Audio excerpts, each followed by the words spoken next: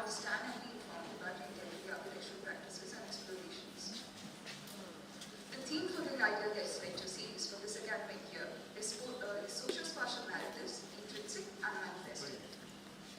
The intersectional study of space and society explores the embedded knowledge of complex factors such as memories, experience, associations, aspirations, embodied social-cultural traits, etc.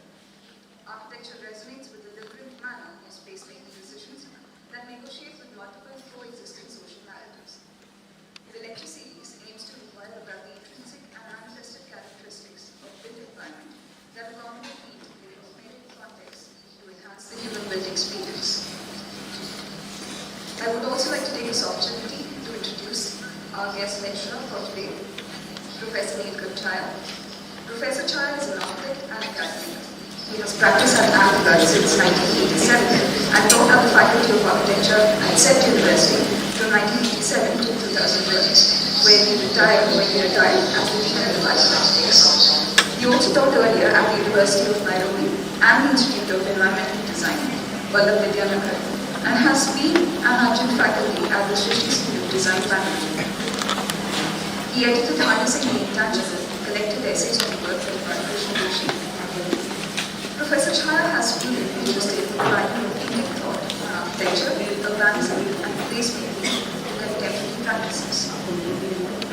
Of all of Professor Chhaya's accolades and merits, I believe what shows through the most is undoubtedly the love and admiration that resonates amongst all his students, including myself and most of us sitting in the room. A mentor and a guide and one of the most riveting orators I've ever heard, I'm honored to invite Professor Chhaya to the dais for the first IIDEA Guest Lecture Series 2022-2023.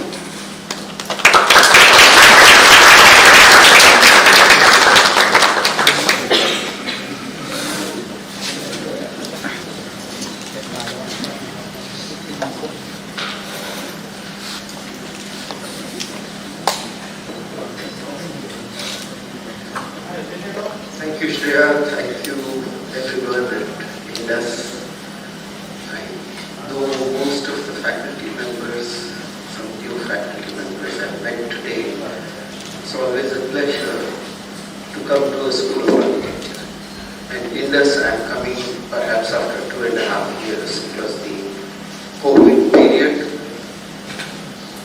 nobody was going anywhere. But it's good to be among students.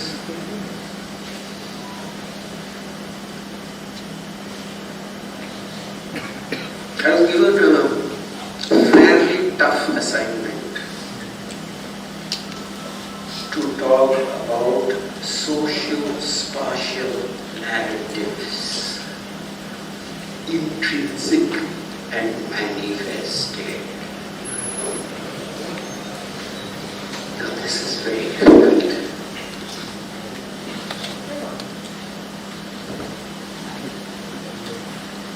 What is socio-spatial narrative?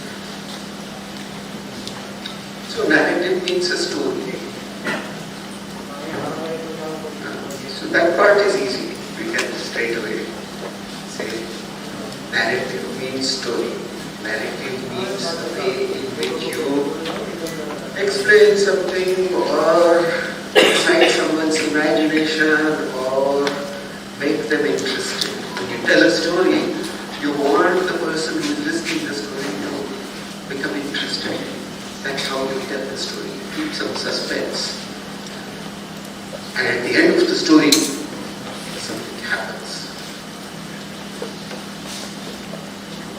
In the beginning, the story is often quite boring.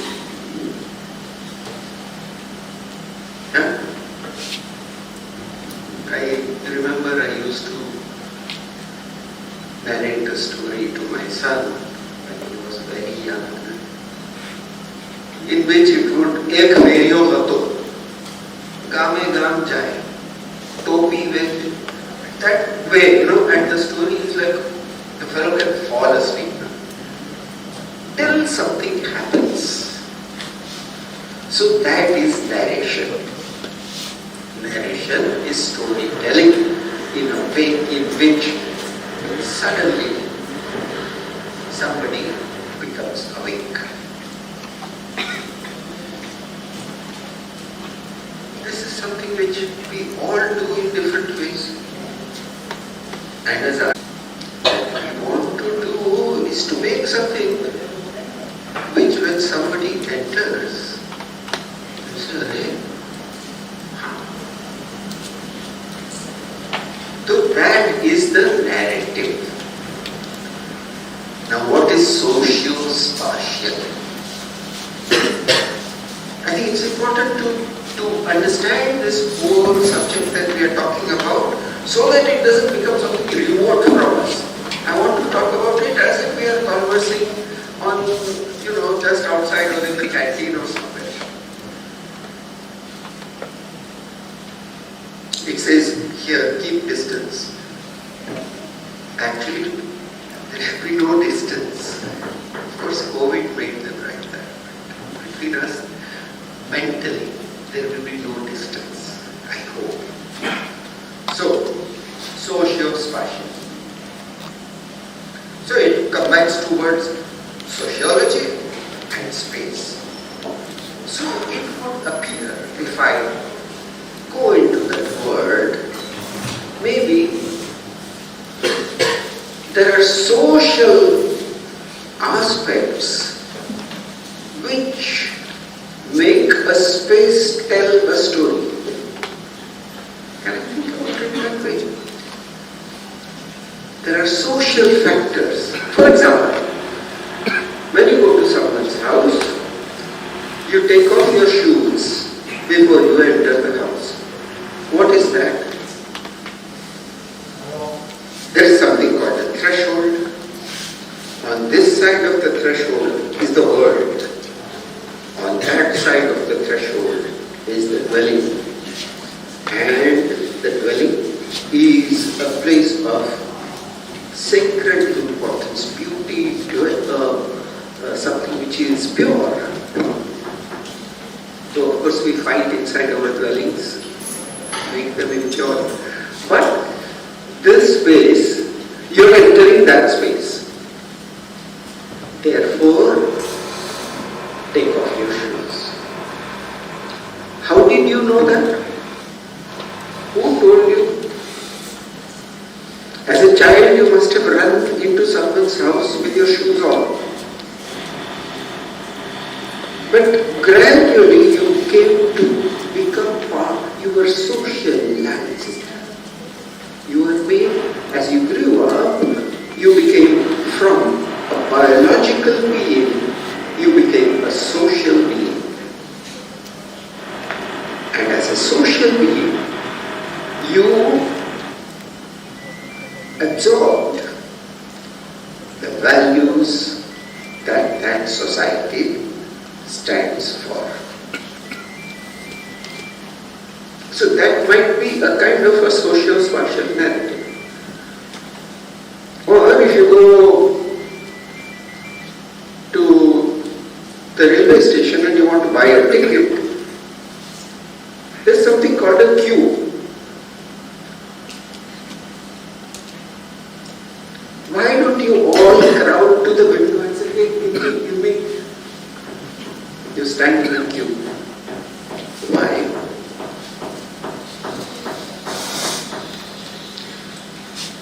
Because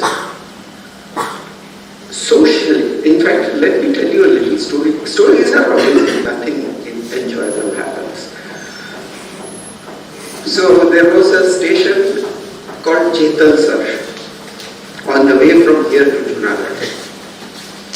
And the train would reach Chetalsar at about 9 o'clock if you were coming from Junagadh. It had the best bhajiyas in the country. There was one shop which had the best bhajiyas in the country.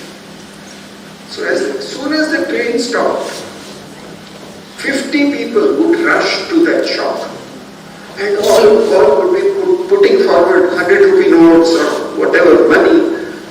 Patch up, well,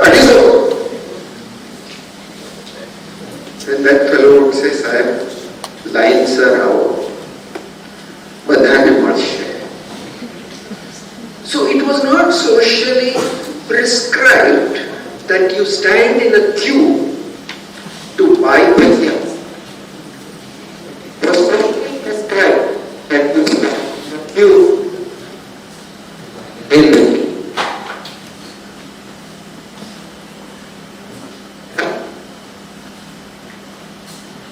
I was very surprised. Once I was in London in a shop, in an Indian mithai shop, and people were buying mithais, but they were standing in a queue. There were two people wanting to buy pedas. One guy was standing behind him, very politely another person was standing. And when his turn came, he bought one peda. One. But he wanted to eat it like that, but he stood in a queue. So they say the British will stand in a queue even if there is nobody in front. Right? Now that is socio-spatial narrative. There are so many of them. Our right hand is different from our left hand. Nobody told you that. Only they told you, hey, Yathini Jaman. They told you about this against. Through that, an entire system, through the socio-spatial narrative or the socio-spatial hints, an entire cultural social system can be depicted. I don't know if you can see this. It's a very, very interesting thing. By the fact that the right hand is different from the left, there is an entire cultural pattern. One which says there is a difference between the clean and the dirty. Yeah? There is a difference. And the whole of this society is built on that, including caste system, which is a terrible thing. But let's keep for a moment, let's keep that in abeyance, we'll talk about it sometime. But the socio-spatial, that these two hands are different. Other cultures don't have it. They will use both the hands while eating. Yeah? So, this division is one entire explanation of what our society values, does not value. So then you get the Vamapanthi. Today, Vamapanthis are communists, leftists. ये right hand को क्या बोलते हैं पता नहीं है, लेकिन वामपंथी तो बहुत फेमस है, वो तो वामपंथी है. But in the religious system, the Tantra is the left hand system. Others are the right hand systems. So, in all ways, this culture has defined space in terms of a symmetry which shows up the asymmetry of values. So now we are talking like architects. Symmetry, asymmetry. This is part of this culture's way of depicting their values. So the socio-spatial is partly formed by that. Partly it is formed by so many other factors which we will look at. Now, intrinsic and manifested.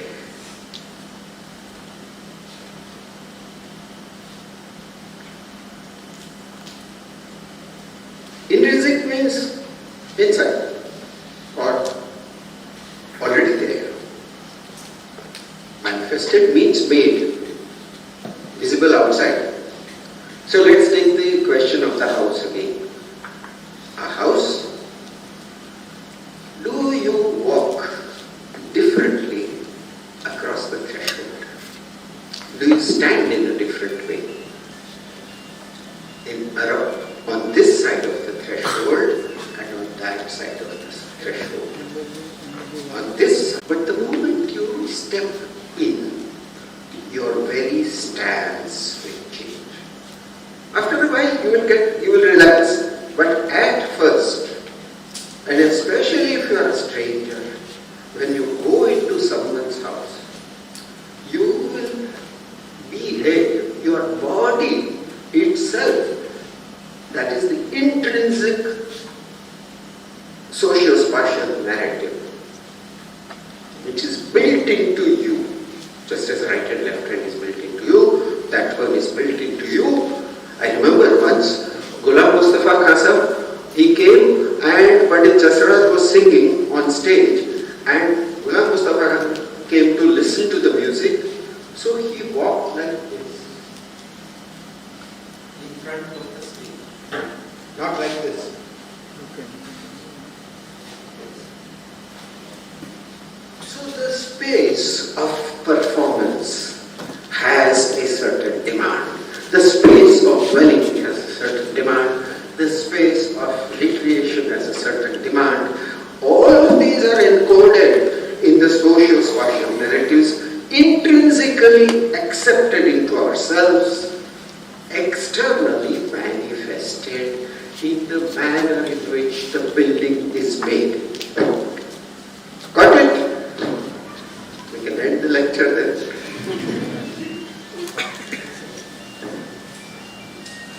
Now let's go into it a little deeper. So, I would like to start my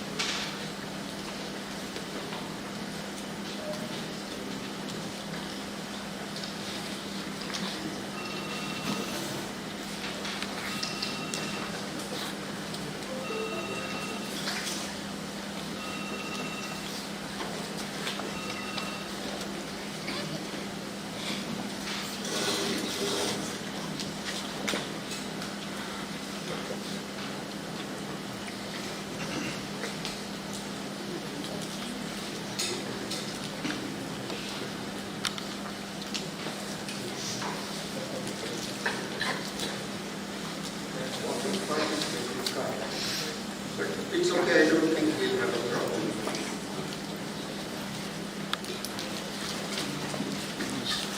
So, I've given a lot of words now, so I had words, a lot of words.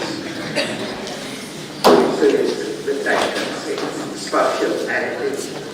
After the tangled braid, stillness. What is tangled braid? It says here, interplay of myriad social contexts, labyrinthine manner of space making. So I thought labyrinthine, it's a very nice word. Labyrinth is, you get lost in it.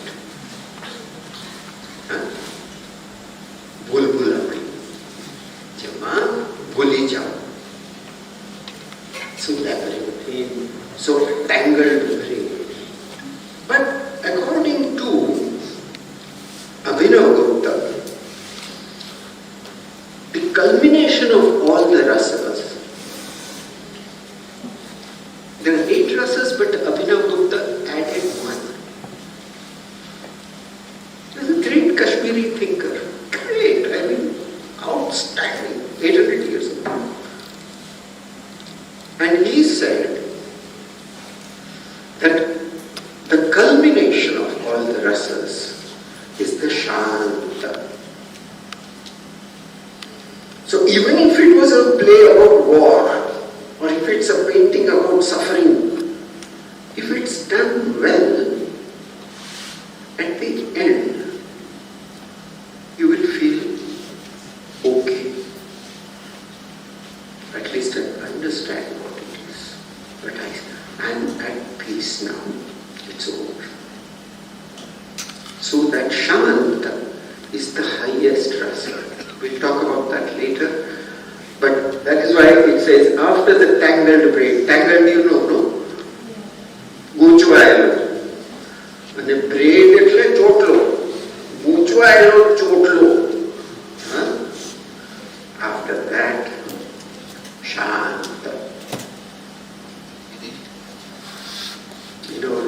will see that there is a lot of mutual breaks.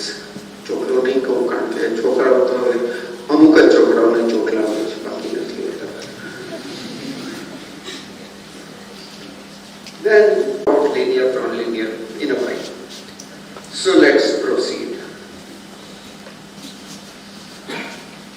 Technologists and managers think in order to find methods that give predictable results by and large. So you're designing that machine, you want it to do some things, so therefore you predict what is the result you want, therefore you have the calculations, you've got, the equations, and you design that machine. A leads to B, leads to C, leads to D, then machine. So it is predictable results. They want predictable results. Artists think in order to explore the unexpected and the unpredictable by and large. So when an artist is making a painting or a sculpture, doesn't say, I know it will look exactly like this when I have finished. Then he's not an artist. He will work with the painter and say, अरे ना तो कुछ गलती हो गई, गड़बड़ हो गई, रेड बहुत ज्यादा हो गया, put some black, and he'll keep on experimenting, and suddenly he will find. In Vishnu Dharmottara Puran, there is this architect who says, is this what I made? So that miraculous, unpredictable. But architects do both. Architects have to do so you have to design, let's say, a house which has 3 bedrooms. It is predicted that there will be 3 bedrooms. It is in a hot and arid climate on 23.5 degrees north. Its orientation is predictable. To make it sustainable, one must do such and such. That is predictable. To have enough water in the pipes, I must have a tank of so much size. That is predictable. So we work with predictable things also. Also we work with, if the load of this thing is so much, then my walls need to be so thick, or I need columns like that. That also is predictable. We have now the techniques with which to predict the behavior of materials. So this is predictable. But architects also make something in which they suddenly find, अरे ये तो सोचा ही नहीं था. Look through that window. That tree is so wonderful. I didn't think about it when I made that window. I didn't predict. And yet, that ray of sun comes in. Wonderful. So that is, the architect does both things. So let's see what are socio-spatial narratives. I have talked about it at length, but I'll just go over it. Sometimes repeating something again and again helps us to understand it, especially me. So, are there not strands of memory that mine, across the threshold I take off my shoes, it is inbuilt into my memory. Our memory consists of what we have experienced and learned. Each person's experience will be slightly different. But in one culture, there will be certain common experiences, even though somebody might have learned how to ride a bicycle, another may not have learned how to ride a bicycle. But so that experience will be different. But cultural experiences, we will have learned similar. Now these experiences, these memories affect how we situate. They affect the very structure of knowing. For example,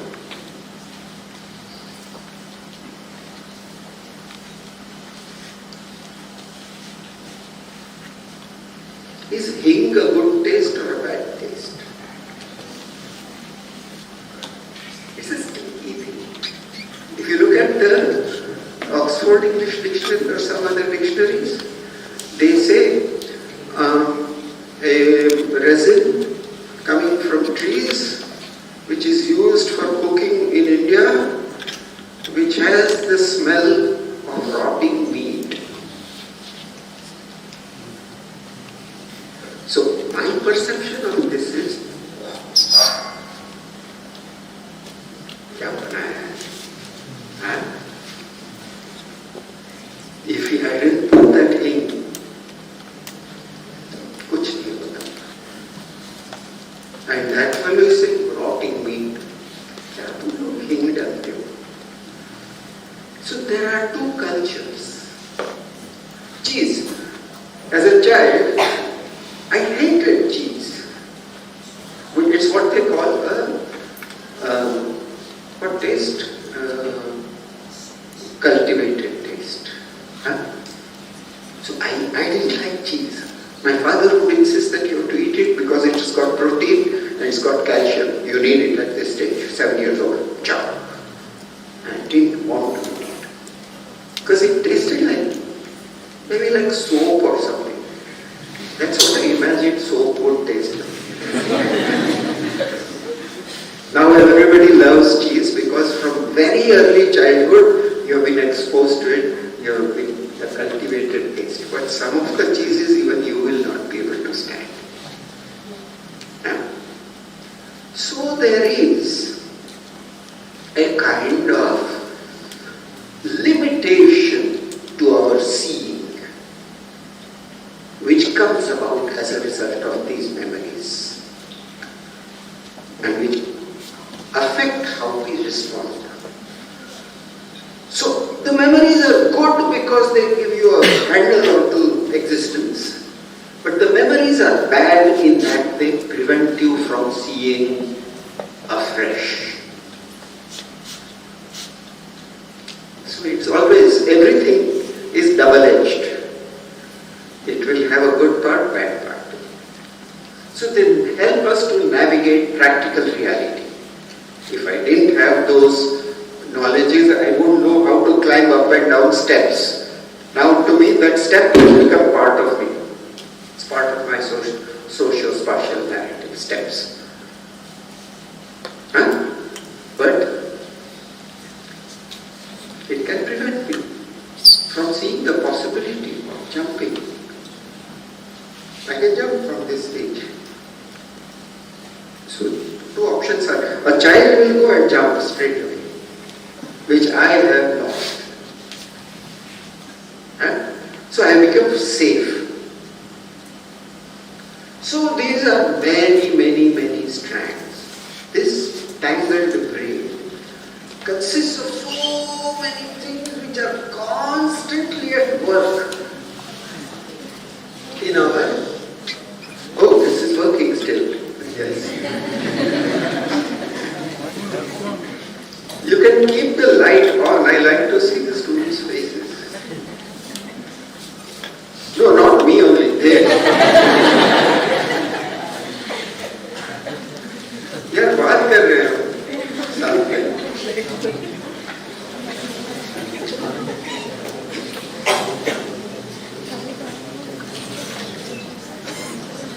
It's okay. That's great. Doesn't matter. I can really see. And now I remember some of the faces, so it's better.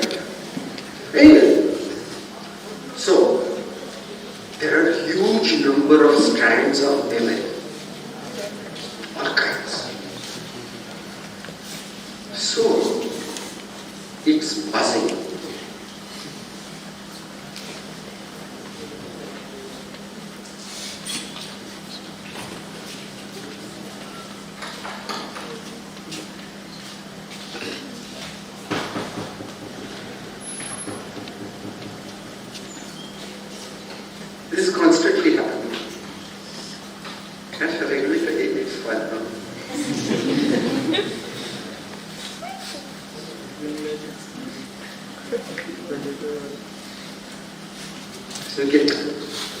get tangled in that.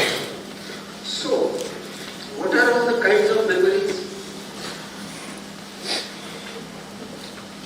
Memory in matter. We are made of matter, no?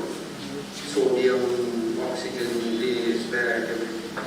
That has memory of many millions of years after the Big Bang. And that memory is there somewhere alive. I believe that the material has memory. Somebody said that every human being has one or two molecules which were previously in Einstein's body. Isn't that wonderful? But then we also have some molecules which were in some Genghis Khan or something. So it's not always good. So they are always traveling and they carry the memories. So our body and the world, this material, that material, air, it is vibrating with the memory of what has happened to it. That is one whole set of material memories. Then there is memory in cells. You know, life began from protoplasm, a single cell organism came, if you remember your biology. And that single celled organism, this cell became, many of them got together, they specialized, etc., and then became human being after many, many years, millions of years. So our cells, they have memory. And we can't overcome some of them. You can't transform your cells. We have doing technology in Pulja, cells, Pulja. And then there is memory in creatures. So we started as plankton in the seas, in those salty marshes which cover the earth. And then we became single-celled creatures, and then became Spirogyra, then became water creatures, then slowly. Finally, उसके बाद क्या होगा किसको पता नहीं. Maybe there will be an AI, maybe there will be a hybrid of AI and human being. I'm scared to think about that. But memory in creatures. So we have a creatural memory. We remember. We can't recall. But it's there built into us what it feels like to be a monkey. Some of us remember also at times. Then memory in humankind. Human beings came on earth 200,000 years ago. Homo sapiens from before that. Sapiens 200,000 years ago. And 200,000 human experience have shaped my memory. Why are some of us afraid of the dark? Why are some of us afraid of great heights? Why are some of us afraid of slimy creatures?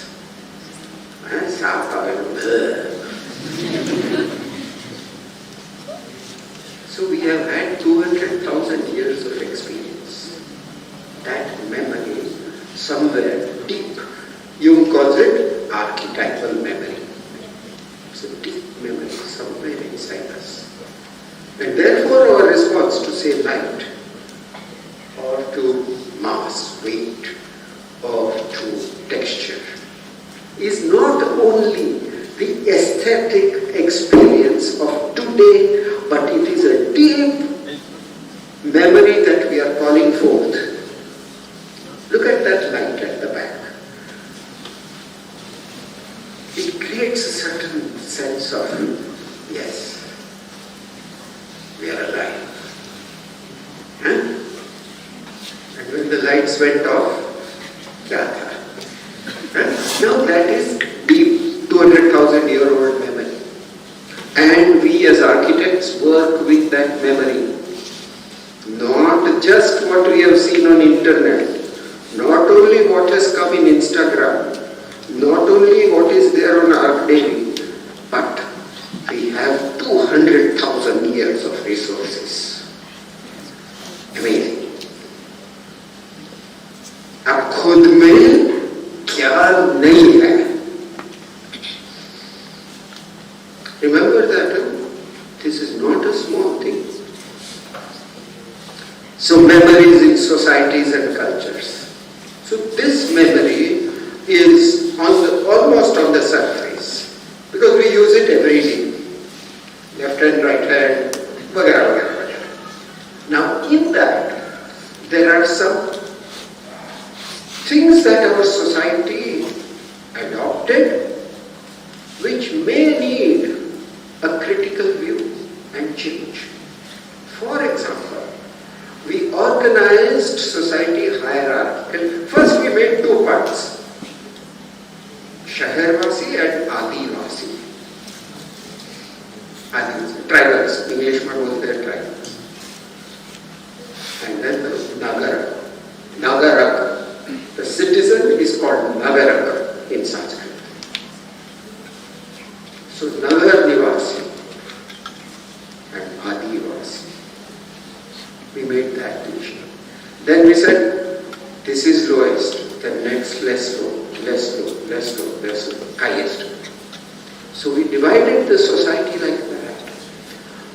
Maybe there was some use for it, maybe it was not as oppressive. I don't know, we don't know. Because that history is being written in different ways, we are not sure what is the correct thing. But that division is affecting, for example, how we make cities. You observe how gated colonies are coming up, not according to caste, but according to economic status. And to some extent caste is also there. तो यार ये बताने ना होते हैं अपनी society में ना पहले तो मास्क है अथवा ये बीजा धर्म ना लोगों जो ये नियो अपने आने.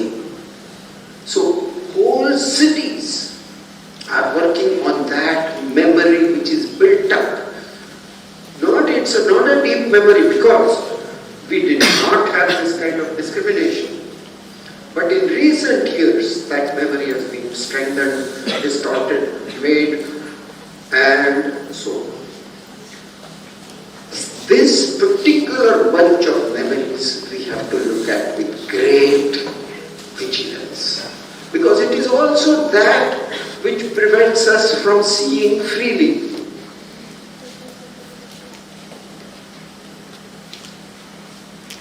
Just you go outside and see anything. If you see a tree, अरे आ तो बावळियो છે કાપના કઈ કાપનો નથી. Even trees are put to that classification. So we have to look and see whether all of this makes sense or not, this particular one. Then the next one, memory in a lineage. આપણા કુટુંબમાં તો આમ જ થાય હો. તમારે આવું નહીં કરવું. આપણા કુટુંબમાં ન થાય. So that is another thing in lineage. Lineage means બાપ દાદા. એટલે આપણે ત્યાં because it is a patriarchal society આપણે બાપ દાદા કહીએ છીએ. કદાચ કેરળમાં જ્યાં matriarchal society હોય એમાં મા દાદી કહેતા છે.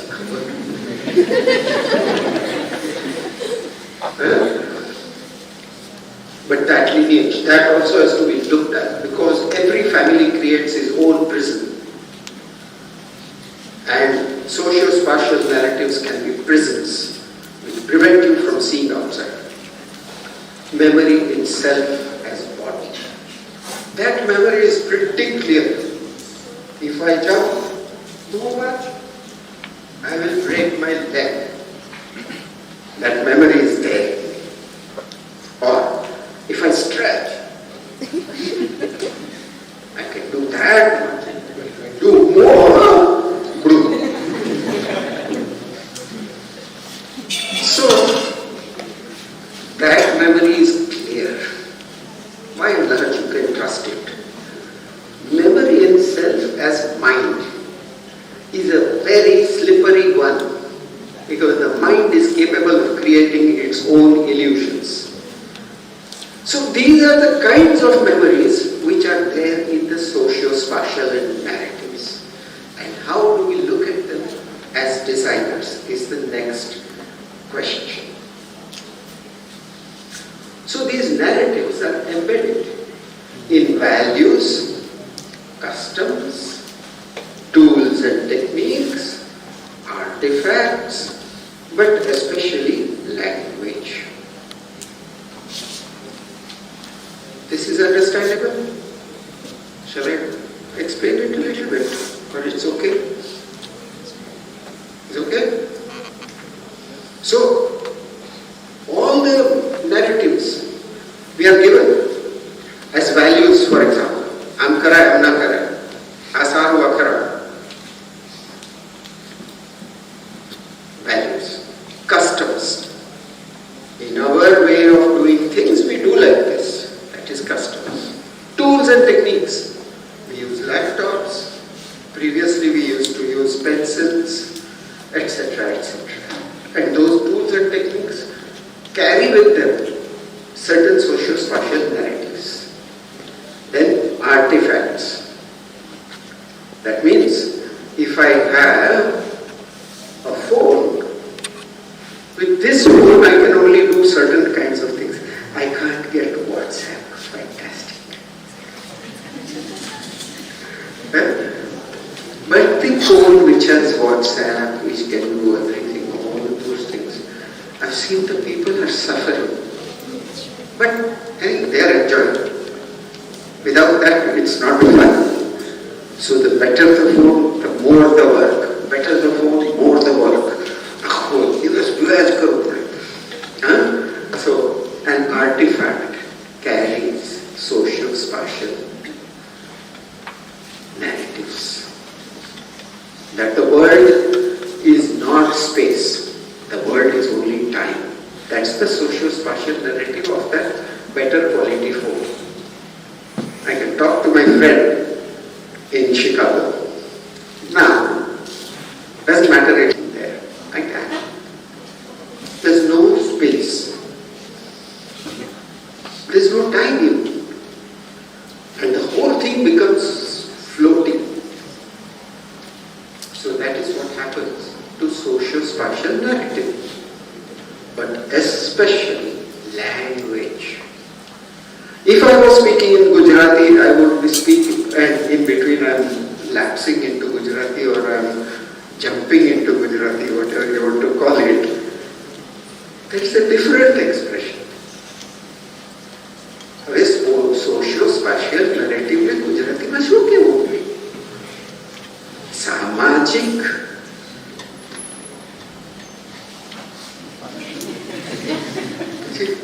સ્પેસ ને ગુજરાતીમાં શું કહેવાય? જગ્યા તો પ્લેસ કહેવાતી હશે, ખબર નહીં. કારણ કે જગ્યા તો એવું કહેવાય ને, वो गाने में इस जगह पे बहुत अच्छा आता है, वो जगह होती है. That's an old word. It's an Arabic word, Farsi word, which talks about a point, जगह. तो वो भी नहीं चलेगा. स्पेस का वर्ड क्या है गुजराती में? अवकाश. खाली, खाली खम. बराबर. अवकाश એટલે ખાલી. તો બીજો કયો શબ્દ થાય સાહેબ? શું આપણે સ્પેસ વિચારતા જ નથી કે કેટલી કલ્પના છે? This is a question all of you should ask yourselves. What is the word for space in Gujarati? I have struggled for years. I have not found out a proper word.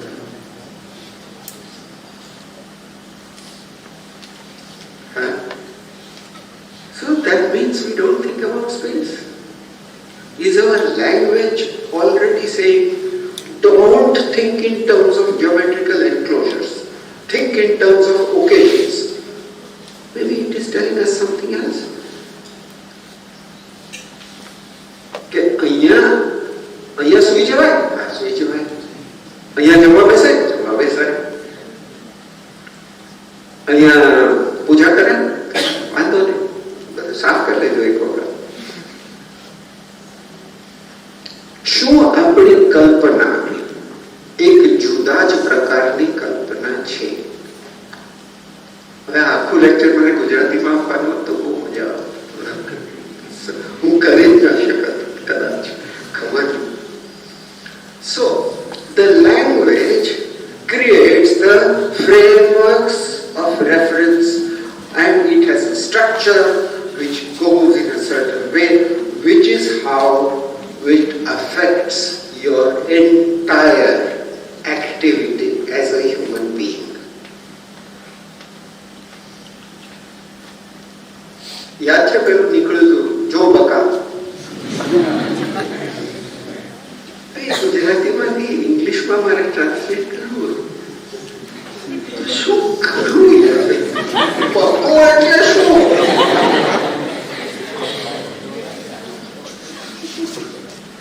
જો બકા તકલીફ તો રહેવાની. How is that possible? So that means that language creates a world. That world is full of socio-spatial narratives. And that is the world in which we are normally living. And often, in order to come to a point where you discover something, forgetting is necessary.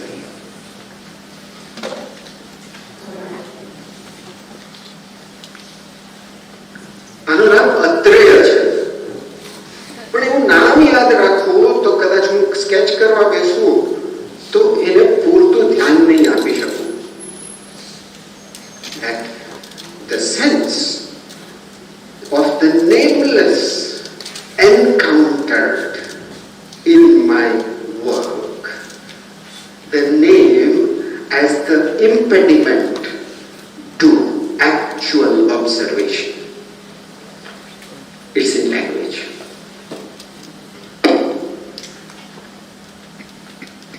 You understand? It's quite a fascinating thing. So now I have a great Finnish architect by the name of Rima Pietilä. Great architect, superb work. He says, I think in my native language Finnish, I talk whilst I draw. The rhythm and intonation of Finnish govern movements of my pencil. Do I draw in Finnish? My language rhythm influences my drawing shapes, phrases my lines, outlines my surfaces. The local cases and regional vocabulary of the Finnish language are the elements of my genuine way to express topological architecture and space. So this guy is very clear. But we have a very interesting case. Most Indians can speak or at least understand minimum 4 languages. All of you understand Hindi, English, Gujarati perhaps, and maybe a little bit of Marathi. Yeah? Or some other language. So we have a very complicated mind. I'm speaking in Gujarati and suddenly I veer off into English. और बाद में वो हिंदी में चला जाता हूँ, गंदा हिंदी बोलता हूँ फिर भी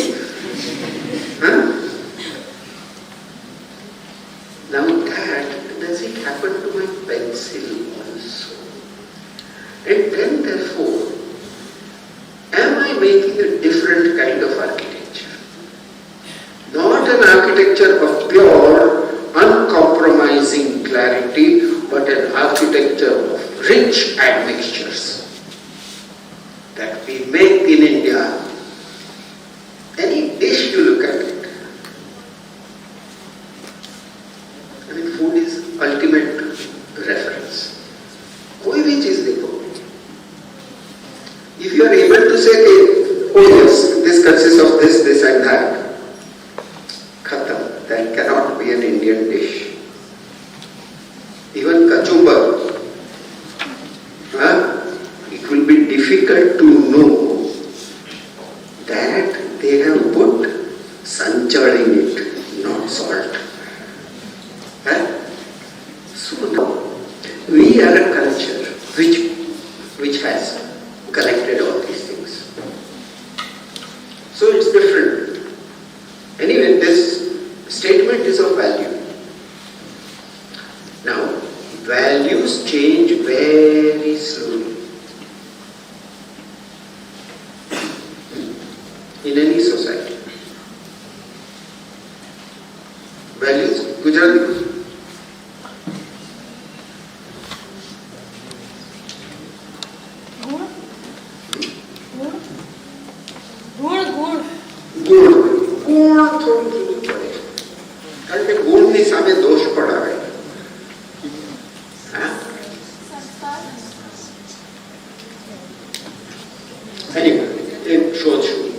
But values change very slowly.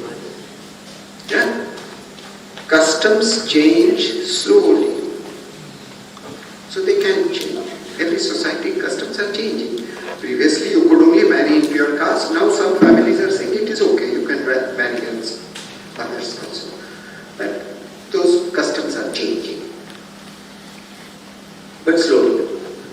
Tools and techniques change relatively fast. We used to use a hand drill or a rando, now we use other tools. Quickly change. And the artifacts change the fastest. Every year there will be a new phone. Yeah? And then there will also be something beyond the phone. I don't know. But they keep on changing. And that rate of change has been increasing. But language, while continually changing and growing, is a source of continuity and stability. That because we both speak English, we can communicate with each other. But suppose I started speaking another brand of English which is absolutely technical, and in the socio-spatial narratives, the complexity of the issues becomes something which is primordially etc. Then se sabe. પેલું ભદ્રભદ્રમાં આવે છે ને કે પેલું ticket લેવા જાય છે. ભદ્રભદ્ર વાંચે અરે શું વાત કરો છો યાર. ગુજરાતી લિટરેચરનું સૌથી પહેલું sarcastic novel. So there, this thing has been decided that this fellow who is the hero, he will speak only pure Sanskritized language. He will not use the words which are coming. Yavanona shabdo neva. તો નક્કી કર્યું. એટલે રેલવેની ticket લેવા જાય છે, મુંબઈની ticket જોતી હોય છે. પેલાને સામે પેલો ટિકિટ વેચવાવાળો પારસી હોય છે. એટલે એમ કે છે કે મોહબહી નગરીની મૂલ્યગત પત્રિકા આપવી તે તુજ કર્તવ્ય છે. પેલો કે શું બકે છે?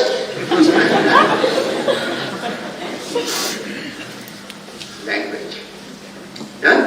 So through language we create a continuity of human civilization. And this is what language is useful for. Architectural language is also of that kind, that it creates certain continuities and certain new things. So how do we define design? Is design solving a problem, fulfilling a need, or is it harmonious relationships in our environment. So then there is a quotation from David Bowie, who wrote a book on creativity. The artist, the musical composer, the architect, the scientist all feel a fundamental need to discover and create something that is whole and total, harmonious and beautiful. So what is design? So there are two approaches to it. It is a creative integration of many aspects to find an underlying order and make an appropriate and harmonious response. But you need two kinds of capabilities. One is the linear. You abstract things, you analyze things, you use your intellect, you concentrate on a single dimension at a time, structure to structure, climate to climate, etc., etc., etc. And it is an explanatory narrative. It says, because this, therefore this. If A, then A dash. That is the structure of the narrative. Yeah? And that is needed as one part of our design activity. In the area of applications, but the non-linear, which is concrete phenomena you organize, you take things and you put them side by side, one on top of the other, behind, so on and so forth. It involves synthesis, means bringing together. It involves an intuitive, not an intellectual approach. It involves complex and multidimensional, so that tangled braid is coming from there. All that at work simultaneously. And it is a mythic narrative. That means it creates a kind of story. And stories don't go in a straight line. Especially in India. In India, stories never go in a straight line. So you look at, let us say,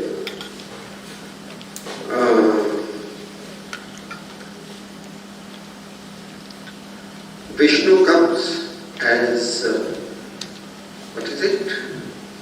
Half man, half lion. Narsimha. He comes as Narsimha to destroy Hiranyakashipu.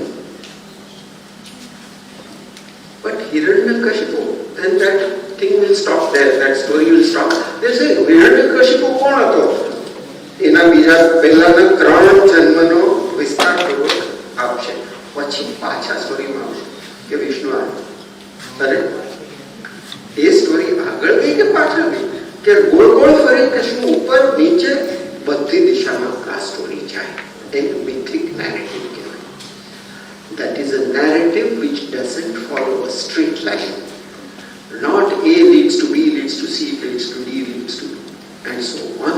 But whole kinds of concatenations of different forces at work and become this texture of reality, which is, according to Bhishma, it is sukshma. It is not easy to pin down.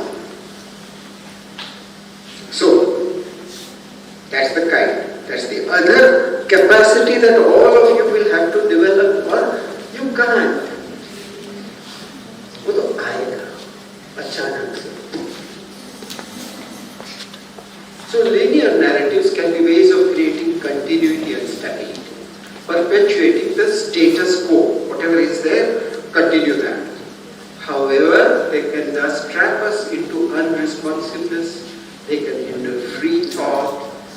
Only the predictable, the expected prevails, and the solution reroutes the journey of thought that no one always reappears.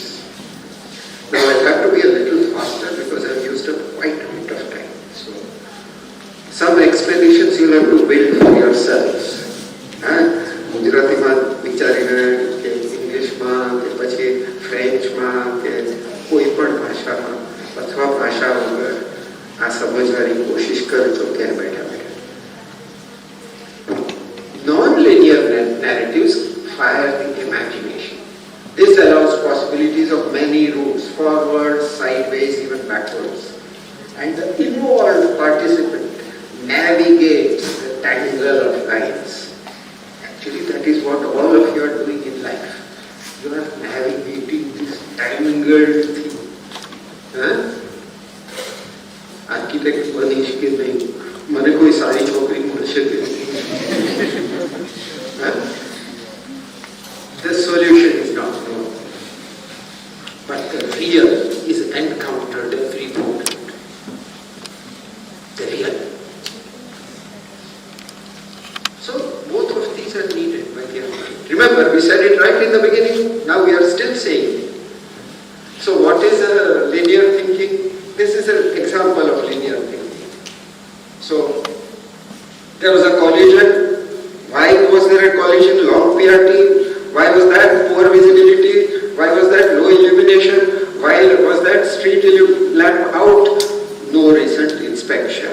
So no recent inspection, therefore street lamp, therefore low illumination, therefore poor visibility, long PRT, collision. That is a straight line thing. This leads to that, leads to that, leads to that, leads to that. But there is a funny one that I have, which is about how does bad coffee come about. So you have people, you have procedures, you have material, you have equipment, and so you have people who are re-food or have no training or have done, etc. Procedures, too much coffee, too much water, too many grounds, etc., etc. This is why bad coffee will come out. Okay? This is linear thinking. Try doing that to a sambar.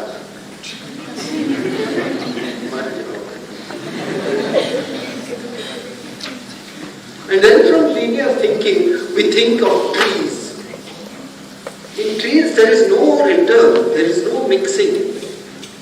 So this thing, we started from here, then vertebrates happened, then fish, amphibians went away, they can't become fish again, they can't become mammals, reptiles. Don't those things that mix. That's a tree-like thing. That is required for practical purposes. But we also need to have non-tree-like thinking, where these animals get mixed up. Internal animals are intrinsic, not manifested. So then we come out with all this kind of thing.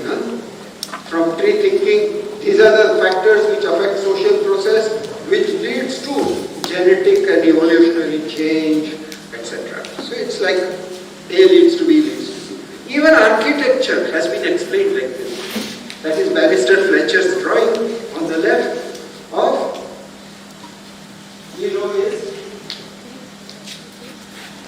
India, Rome, Greece, Egypt, etc.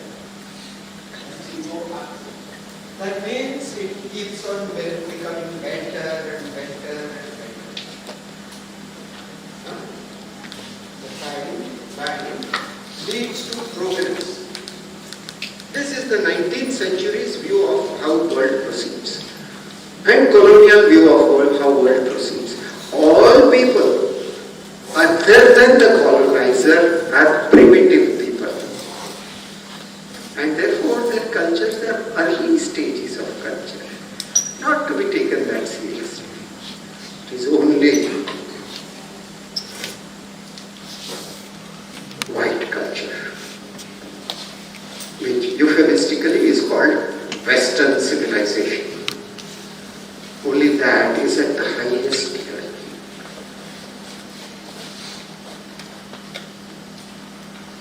And this more recent one, Charles James's tree. So even architecture has been explained in terms of this tree-like thinking. where nothing can get mixed up with anything else.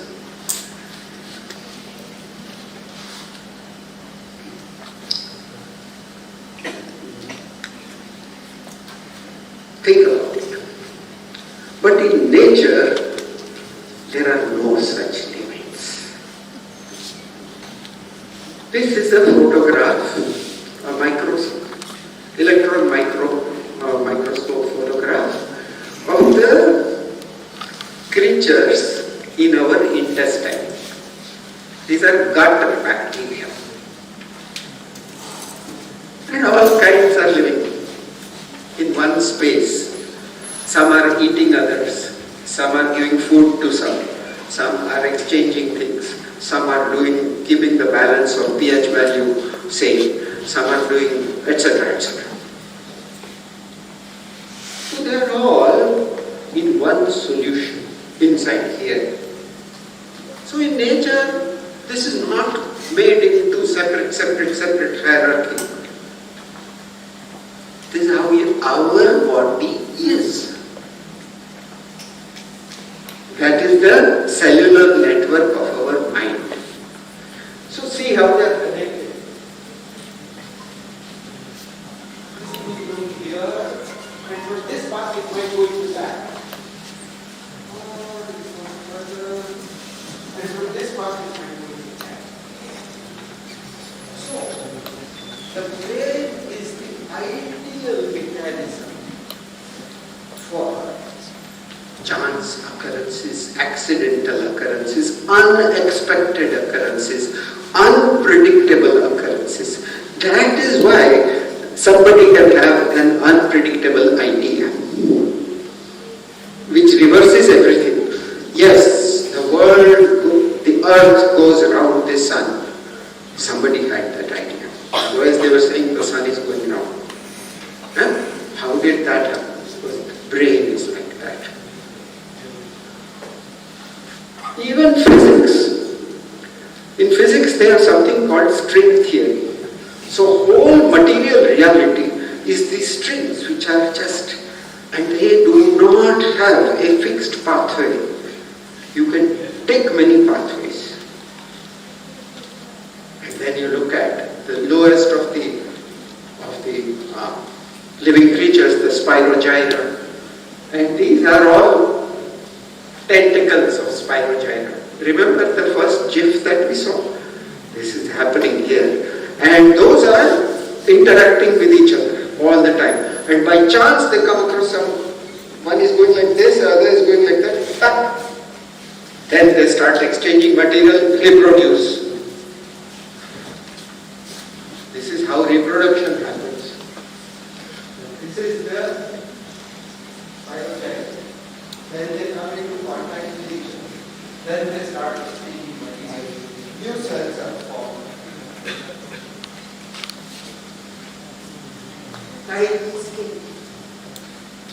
So if this is the kind of complicated world of thousands of phenomena which are simultaneously occurring and are a sense of order in themselves, they are not disorderly phenomena. See how our brain, that's our enlargement, one more and two more of the brain cells. हाँ? तो क्या आप पागल क्यों नहीं हो गए हो? ऐसा अंदर है, कुछ लाइन में तो जाता नहीं है. So something might go into some wrong department. Who knows? In dreams it is going like that. In wrong departments. Then from that something else comes. So in creative activity. So why is discovery and creation of harmonious wholes difficult? One is too narrow a definition of the problem. Therefore contradictions and conflicts with other relevant aspects of the problem. So in a problem that you're doing, have as many parameters as possible. Don't be afraid of the mess that it's making. Preconceptions and biases. that we have seen how the memory prevents you from seeing.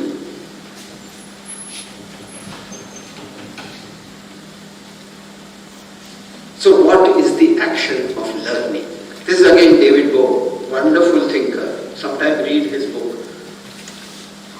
The ability to learn something new is based on the general state of mind of a human being.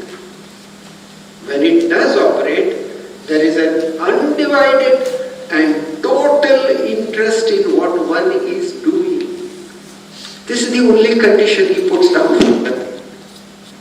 Undivided and total interest in what one is doing. Nothing more. Only this kind of wholehearted interest will give the mind the energy needed to see what is new and different, especially when the latter seems to threaten what is familiar, precious, secure, or otherwise new. And therefore, wholehearted interest and attention, no fear of making mistakes, and an experimental and exploratory approach. These are the three conditions for any designer. So which means that what about that linear thing? We put away that, ये सब tangle में घुस जाना है, क्या करेंगे? तो उसके लिए रियाज चाहिए. A musician sings every day without fail for a certain amount of time. Or a tennis player will practice every day, otherwise their body will become stiff. Otherwise the voice will not operate. Otherwise the fingers will not work. So every day, just like that, an architect also has to build a practice, a riya. Which means thinking about will be the orientation every day. Thinking about how much will it stand or not every day. All those things which can be thought about in terms of measurables, exercising the ability to make those judgments in an everyday systematic manner. And that's boring, huh? Let me tell you. Riyaz is very boring. Karna, kya kya? Boring nahi hai. एक बार ऐसा हो जाता है रियाज करने से, अरे वाह, so you are trying something and suddenly something happens. Wow. Happens to you. Right? So this riyaz is that linear form to measurable aspects, problem solving, goal oriented. And in the process of doing the riyaz, suddenly, without your planning it, something pops up.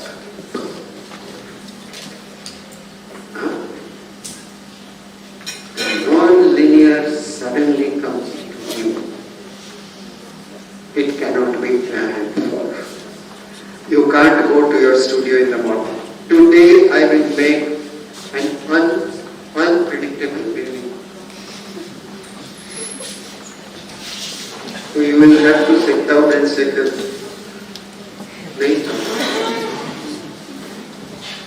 કારણ પહેલા તો બધા predictable દોરવા પડશે.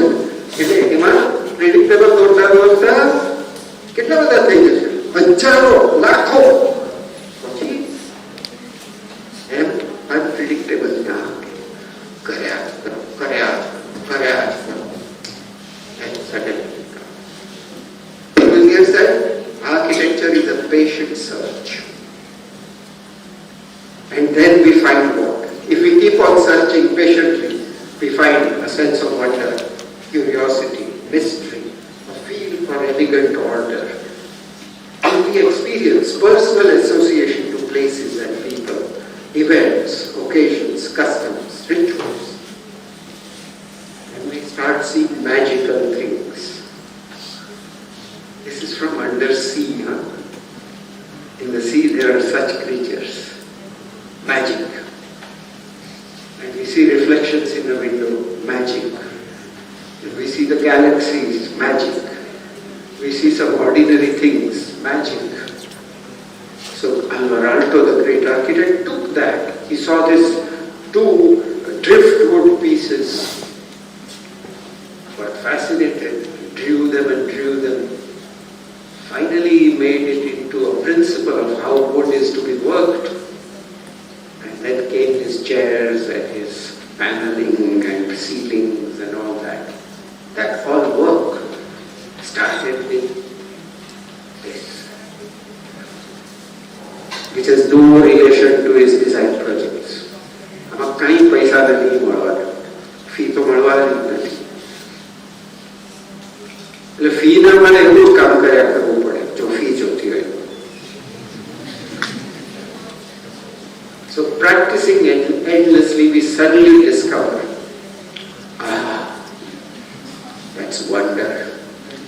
In our languages, we call it Adbhuta. It is the rasa Adbhuta, out of the 8 rasas. Or we discover stillness, which is Shanta rasa, the 9th rasa, and which Shanta rasa is the most important rasa for any work of art. And so, all the gonghat of that multi-stranded tangle comes to a rest.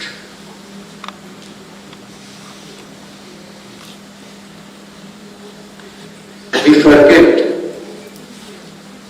what it was made for. We forget who made it. We forget everything when we suddenly stand there and think,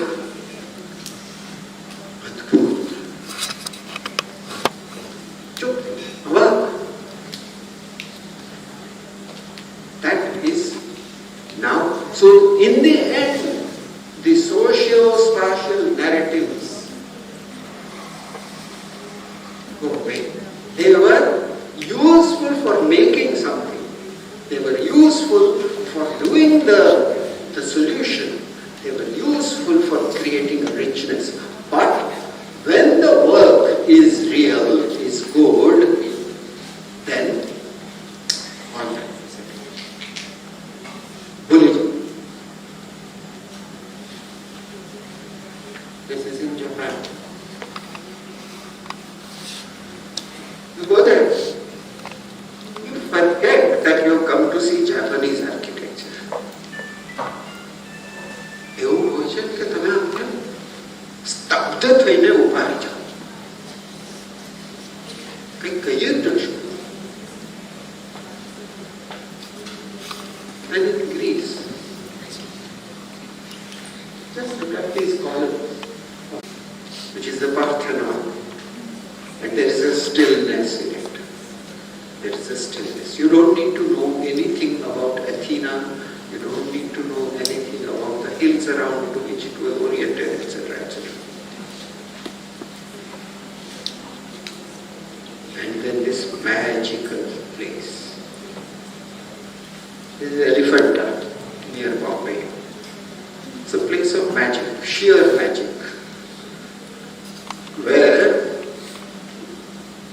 Shiva, who is that rude, uncouth fellow who sleeps in crematorias and puts the ash on his body and wears skins, that guy is also the god of all beauty.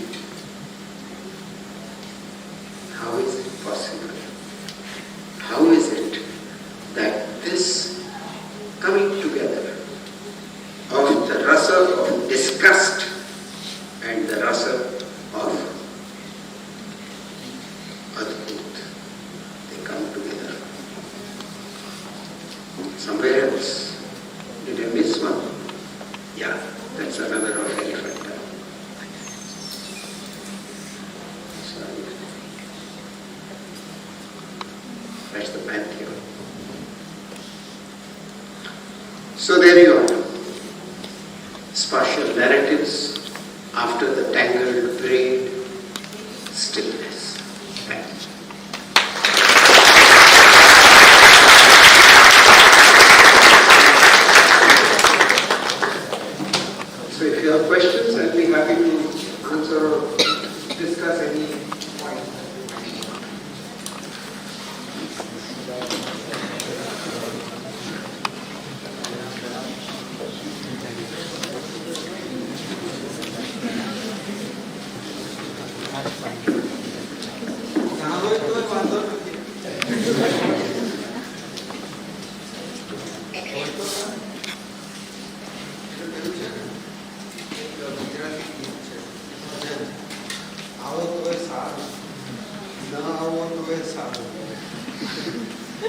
તમારું સ્મરણ તમારાથી એ સારું.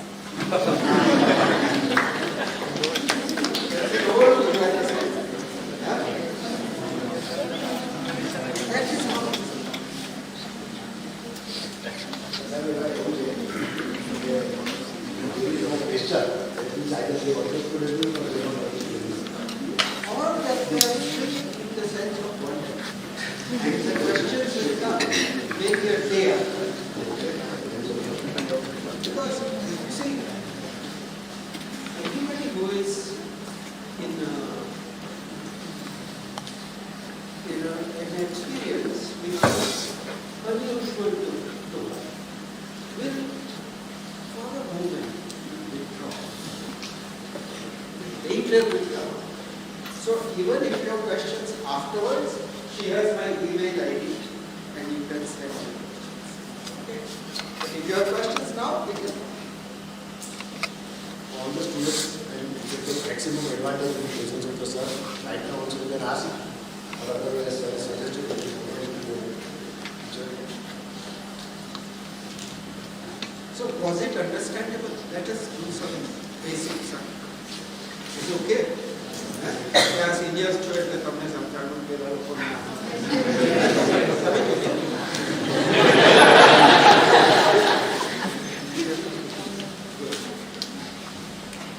How many non-Gujarati speak? So I apologize for giving so much knowledge.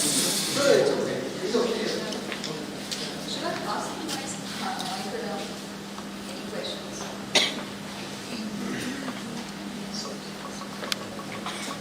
Yes.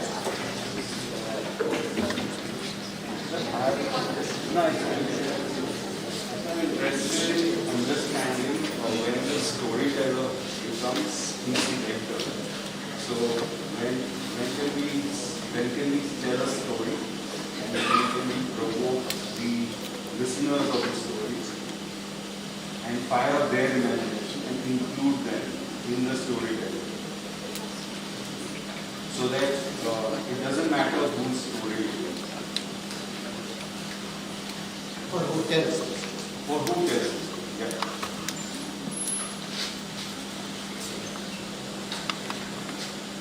This is a complex question. See, in one way, it does matter who tells the story. Same story told by Morari Babu and same story told by somebody else will take you in different words. They have their own ways. The story is the same. But does the story only consist of incidents, or is the story the totality that happens in the moment of expression? And if one loses oneself in the moment of expression, that means one doesn't remember that I am Frank Gehry. Picture of Frank Gehry, and again and again एक જ જાતનું મકાન બનાવવાનું. જો કે Frank Gehry picture હોય છે. But you get trapped into one mode for which you have become famous and people want more and more of that. So in that sense, when you are able to forget that you are telling a story, when you are living that moment of telling, then your contact with the audience is such that perhaps the audience also, and if you have trained yourself well with all your equipment, with your riyas, then the moment that audience can forget that there is a storyteller and they are holding their words of their own imagination. And this is what I think it is true for architecture as well. That a great work is done with such intense involvement, attention, participation in the act of making, that you forget that there was one human being who designed. You go to the Parthenon, or you go to the Wow, you go to Adalas, you go to is Modena, you go to the Guggenheim Museum in New York, at Frank Lloyd Wright, you forget that there's a person and you become engrossed in the story. I think this is something which all of us try to get to. We can't prepare for it. मारी जाते भूल जाओ, मारी जाते भूल only by intense participation in the movement.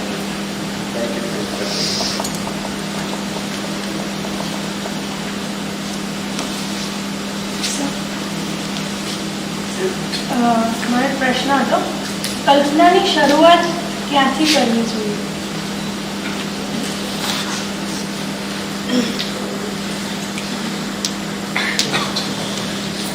જે વસ્તુ હાથ વગો હોય ને એ તમારી કલ્પનાને ઠપકારે છે. એટલે કાલે મારે એક ઝઘડો થઈ ગયો. હું આજે કરવા બેસું કે આપણે ઓફિસ ડિઝાઇન કરવી છે, ઝઘડા થતા ત્યાંથી મારી કલ્પનાની શરૂઆત. પછી ધીમે ધીમે ધીમે એ કલ્પના બદલાતી ગઈ. એટલે જે કોઈ પણ પોઈન્ટ હોય એને નકારવો નહીં,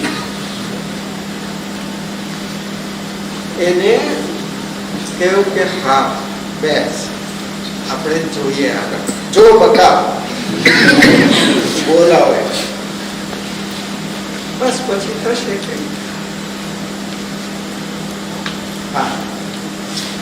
તમે જે કીધું કે કોઈ બી ડિઝાઇન બે અપ્રોચ હોય છે, ત્યાં તો હા બે એપ્રોચ હોય શકે નહીં, બંને એપ્રોચ જરૂરી. તો સર આપણે કોઈ બી સિચ્યુએશનમાં એમાં કઈ રીતે ડિસાઇડ કરવું કે આ ફેક્ટર આ લિનિયર કે નોન લિનિયર કઈ એડ કરશે? No, non-linear cannot be designed. So you start working on the practical piece. But you apply all your attention to it. Suppose you look at the contours of the site and you say, I am going to remove minimum disturbance to the ground.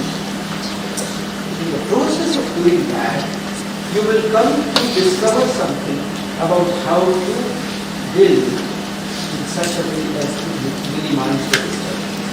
And it might be something completely different from what you had thought about. So, the process of building practical negotiation, when sufficient attention is paid, leads to the finding of undiscovered. And that is something which is a gift that comes to you. Because you have worked so hard. But for that you need to have clear observation. How do you have clear observation? When you put aside all your biases, which means you become aware that I am biased. I am aware that I am biased. Then automatically something else happens. So I think it's that way. Both of them are useful. You begin in the work of solving. In the process of solving, you forget that there was a goal. And you find something which you never expect. Yeah. So there exists a narrative or આપણા પાસે કોઈ story અને એને ત્યારે manifest કરવાનો વારો આવે તો એ કેમનું કરવું? ફોર એક્ઝામ્પલ અગર આપણે જ્યુઇશ મિશનની વાત કરીએ તો દેર ઇઝ અ સ્ટોરી જે ડેનિયલ કહેવાનો પ્રયાસ કરી શકે અને એ એમણે મેનિફેસ્ટ બી કર્યું but he is not using any kind of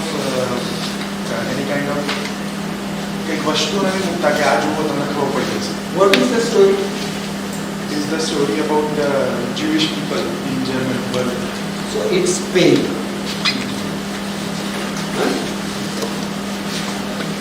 Or pain. આવું એટલે અહીંયા तीक्ष्ण हथियारથી એના ઉપર પ્રહાર થાય પોતે જ્યું છે.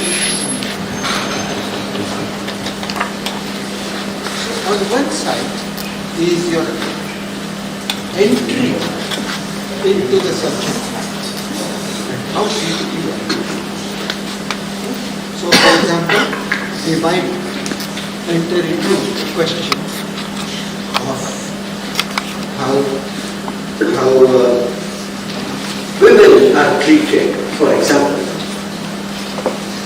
Then I have to have the ability to put aside what I am and enter into that feeling, or enter into the feeling of the refugee, or enter into the feeling of the person whose house has been destroyed in the earthquake.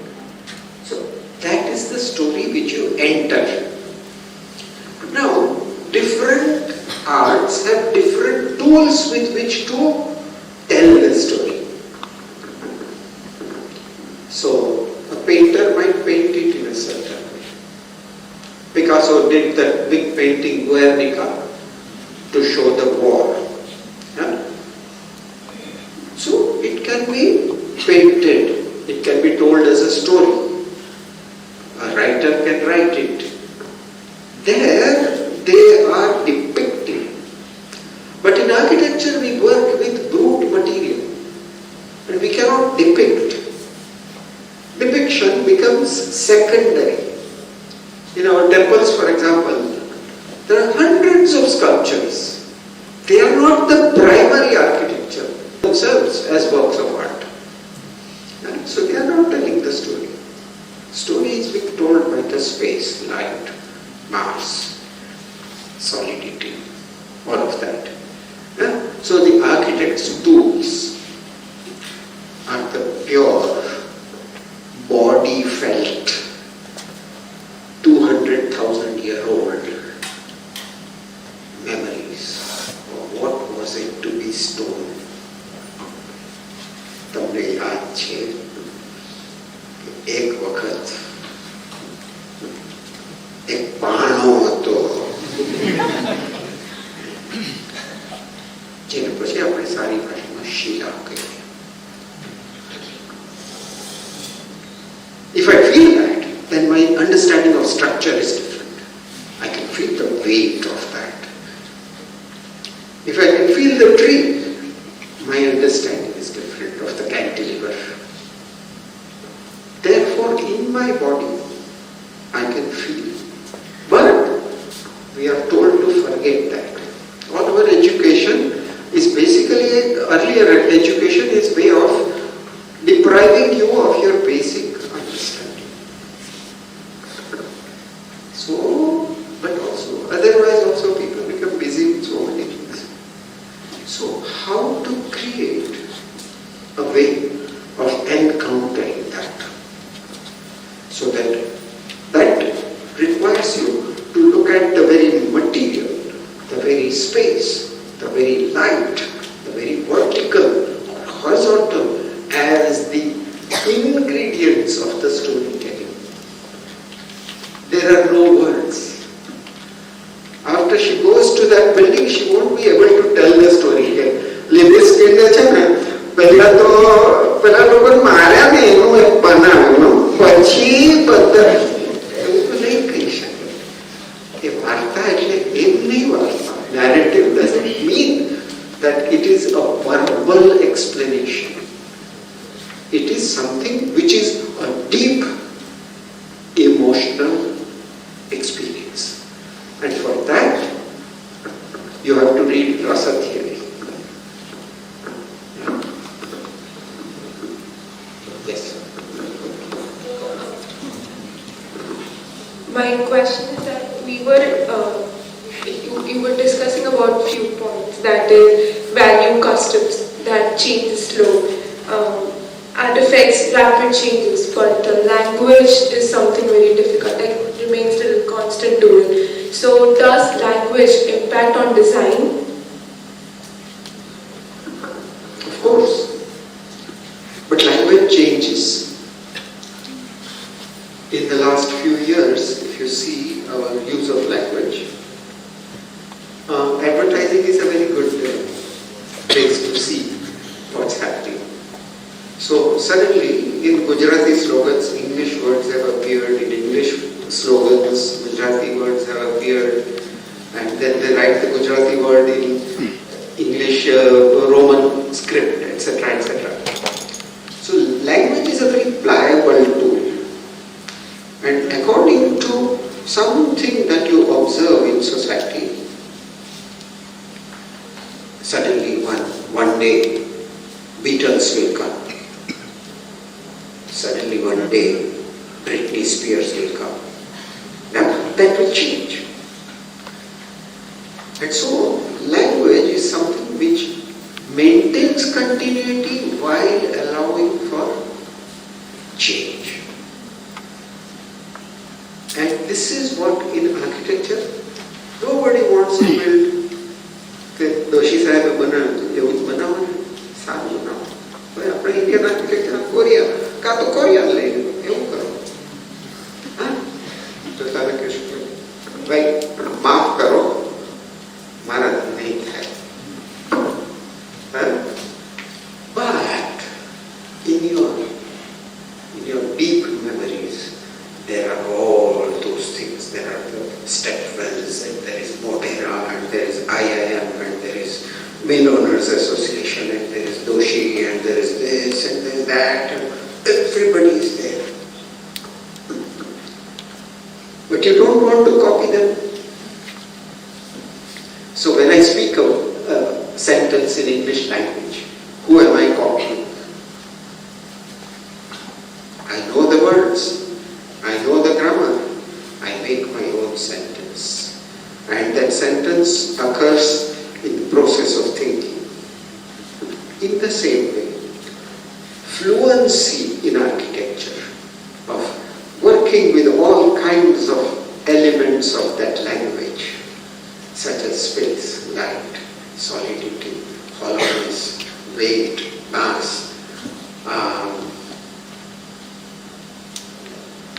repetition, symmetry. These are all the words or the grammar. And the more fluent you are with that, the more you can make sentences without thinking. Like I'm speaking without thinking. Something came. She asked me, something came and automatically it formed into a sentence, mostly grammatical. Once in a while, guilty of it. So, the same way, the whole practice element, the riyas element, is fluency with the elements of architecture. Yeah? Answers? When you were talking about the linear process, does it talk about there being a linear structure to it, or is it a progressive process? Linear process is otherwise being called cause and effect attention. So cause, effect. So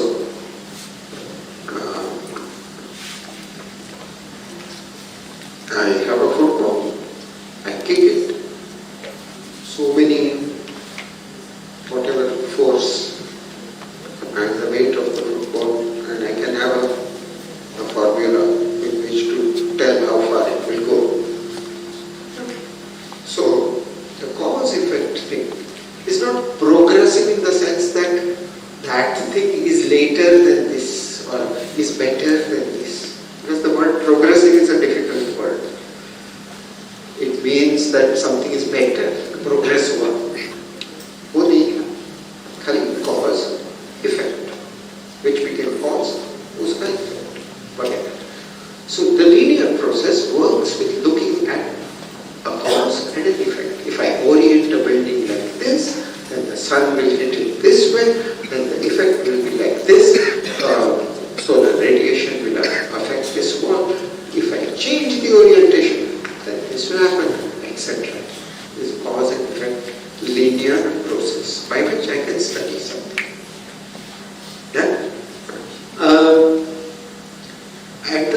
In the process of doing it, somewhere something else happens.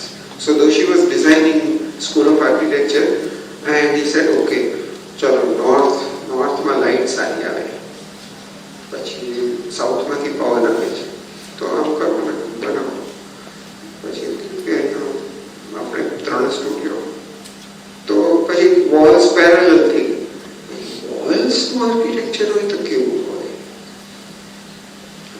એક જેને રસની ભાષામાં કહીએ તો એને ચમત્કાર કહેવાય છે.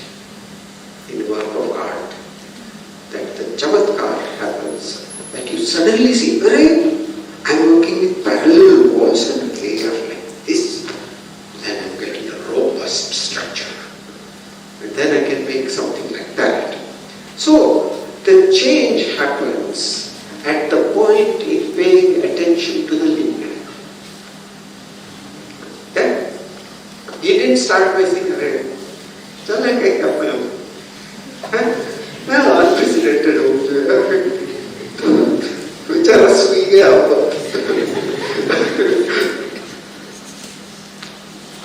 Yeah. Any other?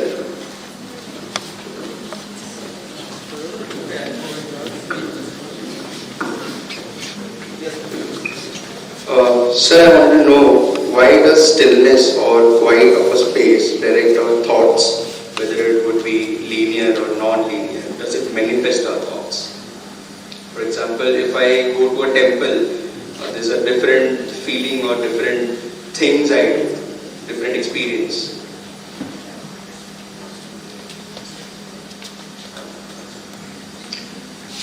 Experience is not the same as stillness.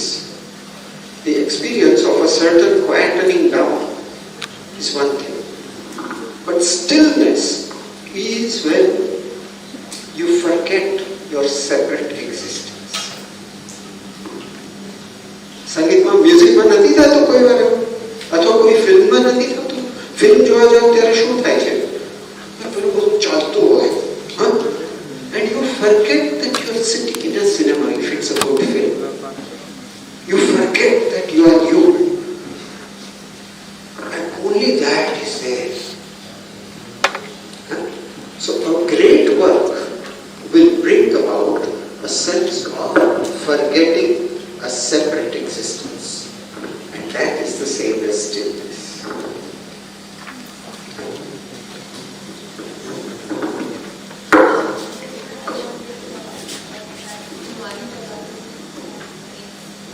He mentioned that greatness can be measured from its timelessness. Now, how do you put timelessness in a spatial basis, and then how do you connect it with also? चलो एक exercise करते हैं, timeless बनाने का है. Timeless नहीं वो timeless वो नहीं सकता. It is suddenly, it becomes something which puts away all the arguments about time. And that is because you paid so much. I don't know if you hear classical music, or any of you are dancers and you dance classical dance. There is a moment when that thing is already there. They say for thousands of years I've been seeing this. It's new. It's completely new. Yet I think I saw it before my birth. ऐसा लगता है, ऐसा सुनाई देता है. कोई painting में भी ऐसा होता है. So the timeless can only occur as a byproduct. You cannot aim to become timeless. Then you become a dictator.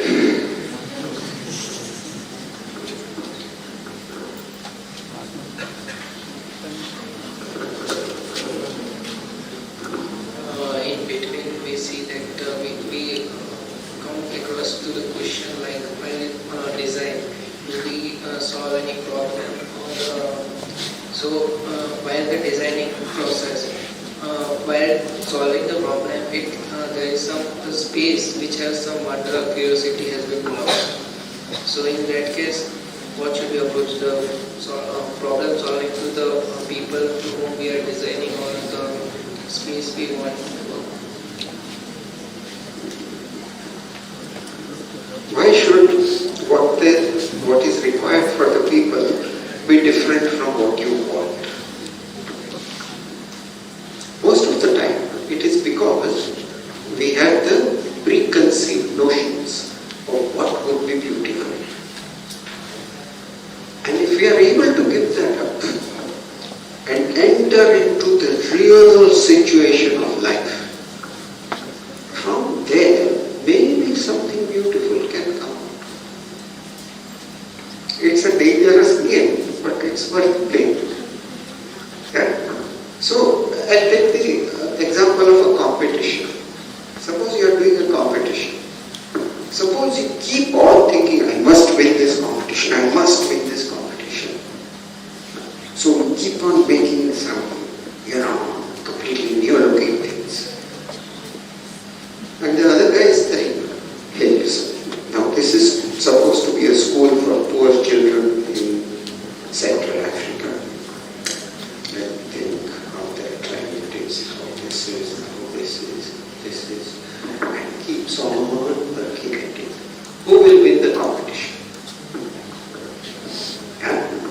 So, the solution is not to be disregarded, but the solution, if done well, will lead to something which is a discovery.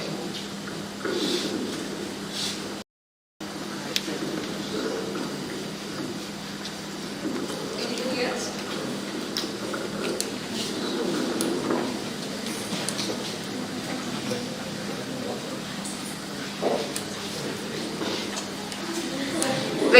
When we talk about storytelling, there are different mediums through which a story can be told, like as we said, a painting or literature or films.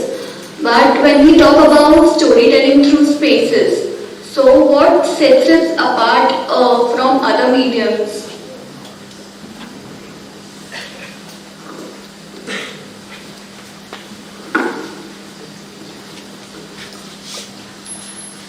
Most other mediums can have a context of reference. For example, a story about injustice. We have two participants. Someone will do something to the other, then that story, if I write it. If I'm painting, again I can show an atmosphere in which some oppressed person. But architecture is one in which the frame of reference cannot itself come into the work. And therefore it has to work with the sheer qualities available to its art. That's all. But suppose I had to sing. I don't know if you've heard, you should hear. Have you heard Beethoven's Moonlit Sonata? Go and hear it. Claudio Arrau, his performance is the best. YouTube के ऊपर वो बूढ़ा बैठ के बजाता है piano पे. Now, it's called Moonlit Sonata. And if you listen to it, you feel how good in the night something is happening. But there is no way in which that music can actually put the mood. So what is it in that sound? In the structure of that sound, in the feel of that sound, in the quality of that sound, in the rhythm, in the tempo, that this can happen. Music is nearest to architecture in that sense. Because music cannot say things like that unless you are singing. That's a different matter. Songs are different. I'm talking about music without words. Then you can't have a content, reference content. And then that means that you have to work with the raw material of the musical sound itself. Same way in architecture.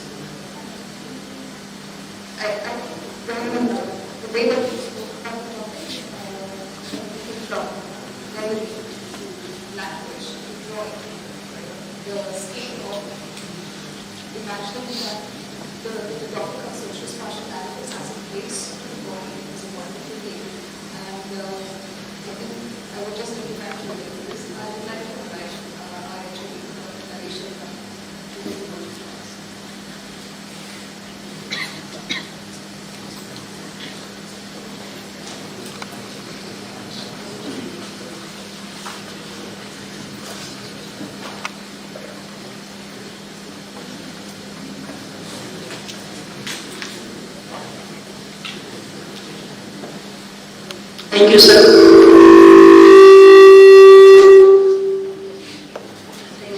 I think many of us are still in the state of stillness. After all this gongat of so much of work and here and giving us a good photo.